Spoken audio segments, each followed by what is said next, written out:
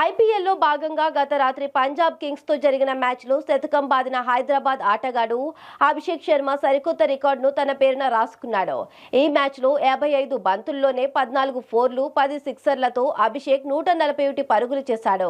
తద్వారా ఐపీఎల్లో అత్యధిక వ్యక్తిగత స్కోరు చేసిన తొలి భారతీయుడిగా రికార్డులకెక్కాడు.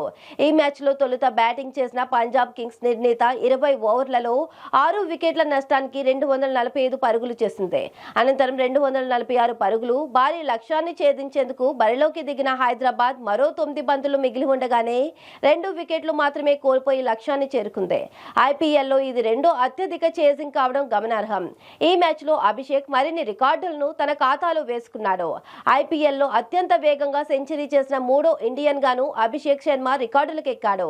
అలాగే ఈ ఐపీఎల్లో భారీ సిక్సర్ కొట్టిన ఆటగాడిగాను రికార్డు సృష్టించాడు. 10వ ఓవర్లో పంజాబ్ ఆల్రౌండర్ మార్కో జాన్సన్ వేసిన బంతిని 106 మీటర్ల దూరం పంపి రికార్డులకు ఎక్కాడు.